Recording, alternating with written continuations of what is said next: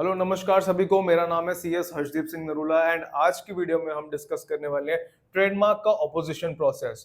इस वीडियो में मैं आपको समझाऊंगा सेक्शन 21 कैसे वर्क करता है, रूल 42 से लेके रूल 50 तक समझाऊंगा एंड WS क्या होता है which is the most important thing, वो मैं आपको एंड में समझाऊंगा। इसमें फी क्या लगती है और डॉक्यूमेंट क्या लगते हैं। मैंने थोड़ा सा चार्ट पहले से प्रिपेयर कर लिया ताकि आपको इजी टू अंडरस्टैंड हो चीजें। तो सबसे पहले मैं बताऊंगा ट्रेडमार्क ऑपोजिशन प्रोसेस में आपका ट्रेडमार्क अपोज कब कर सकता है कोई। जब आपका ट्रेडमार्क एक्सेप्टेड एंड एडवर्टाइज हो जाए उसके विद इन 4 मंथ्स कोई भी section 21 of the trademarks act read with rule of 42 आपका ट्रेडमार्क क्या कर सकता है, आपका ट्रेडमार्क को ऑपोजिशन नोटिस भेज सकता है। सेक्शन 21 में लिखा है ऑपोजिशन, रूल 42 में लिखा है ऑपोजिशन नोटिस का प्रोसीजर। अब रूल 42 में जो प्रोसीजर फॉलो होगा वो फॉलो होगा रूल 43 में जो रिक्वायरमेंट दे रखी है। अब इसको कैसे पढ़ना है आपको, जैसे सेक्शन 21 हो गया, सेक्शन 21 में लिखा है कि ऑपोजिशन नोटिस आप भेज सकते हैं। सेक्शन 42 को रीड करना है विद रूल 42 को रीड करना है विद रूल 43। रूल 42 में लिखा कि आप ऑपोजिशन नोटिस भेज सकते हो किसी को भी with in 4 months of advertisement and acceptance read with rule 43। मतलब आपको जो रिक्वायरमेंट रूल 43 में दे रखी है कि क्या क्या डॉक्यूमेंट्स लगने हैं, क्या वेरिफिकेशन लगनी है, क्या क्या एप्लीकेशन नंबर लगना है, तो वो आपको रूल 43 फॉलो करना पड़ेगा। जब आपके ऊपर किसी ने ऑपोजिशन फाइल कर दी है रूल 43 के under with in 4 months of your rule 42 के अंदर with in 4 months of acceptance and advertisement of your mark, तो अगला स्टेप आपका क्या बनता है, आपको विद इन 2 मंथ्स क्या फाइल करना है, रूल 44 के अंडर काउंटर स्टेटमेंट। क्या फाइल कर रहे हैं हम, काउंटर स्टेटमेंट। काउंटर स्टेटमेंट का मतलब होता है रिप्लाई।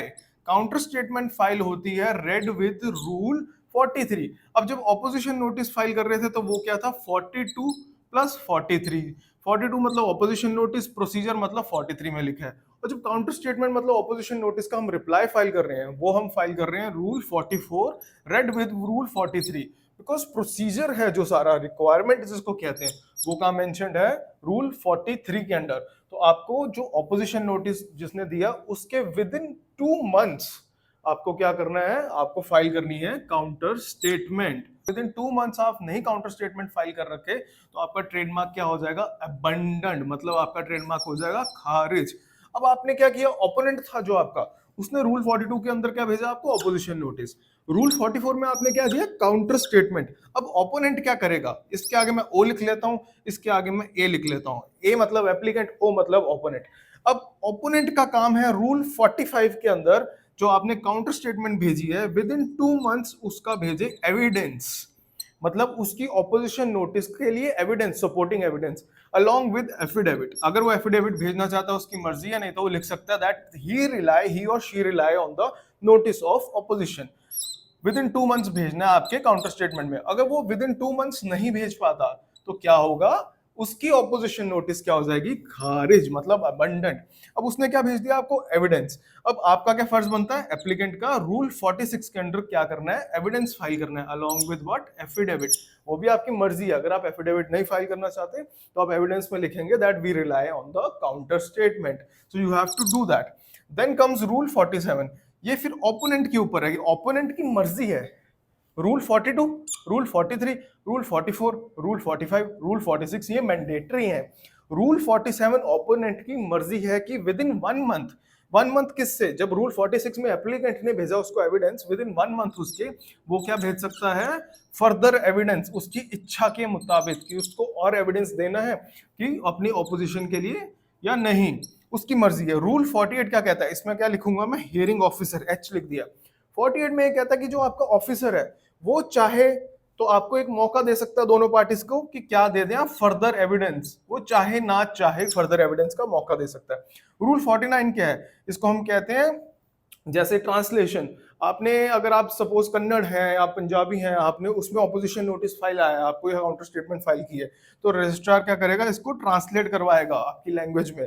रूल 50 में क्या लगता है, रूल 50 में लगती है आपकी हियरिंग। हियरिंग किस चीज की होती है, जो आपने भेजे एविडेंसेस, जो आपने भेजे हैं काउंटर स्टेटमेंट, जो आपने भेजी है नोटिस ऑफ ऑपोजिशन, उसकी हियरिंग होगी। अब क्या रहता है, अब आपने सोचा कि रूल 42 से लेके रूल 50 तक बात खत्म होगी, सेक्शन 21 हो गया। बट नो, जब हियरिंग होती है रूल 50 के अंडर, तो आपको क्या मिलता है, रिटन स्टेटमेंट देनी होती है। कितने दिन के अंदर? रजिस्ट्रार आपको मौका देता है within 15 days of hearing. Written statement में क्या होता है, जब हियरिंग होता है बहुत शॉर्ट टाइम होता है, तो you can not explain so many things. तो रिटन स्टेटमेंट में आप क्या देते हैं, एक समरी देते हैं कि this is our mark, this is opponents, this is applicants and this is our case, these are our merits. Then after some time, if the opponent may not refuse the notice of opposition or refuse your application depending upon your merits. अब fees कितनी लगती है इसमें? टीएमओ form जाता है सबसे पहले। Opposition अगर आपको नोटिस भेज रहा है तो उसमें भी सेम फीस है, अगर आपको काउंटर स्टेटमेंट भेज रहा है उसमें भी सेम फीस है। फॉर्म टीएमओ ही जाएगा तो 2700 इज गवर्नमेंट फी। डॉक्यूमेंट्स क्या लगते हैं आपके? नोटिस ऑफ ऑपोजिशन है तो notice of opposition, counter statement है तो counter statement, along with verification, that is the most important part. Do not forget any verification at any stage. If you are making notice of opposition or counter statement, you have to make sure that you comply with rule 43 of the trademarks rules.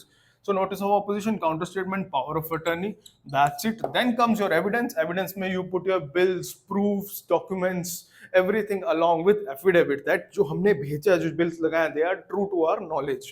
Then comes written statement. Written statement is a kind of a summary. So you have to, like, जितना भी case हुआ है, hearings, evidence, everything, notice of opposition, you have to put it into words and just summary बना के देनी है और registrar को जिसने आपका hearing देखी थी. So that's all for today. If you want, you can contact us on 987-806-7337. We provide this service as well. We can file your trademark opposition notice, or we can also file reply to the trademark opposition notice. Thank you very much.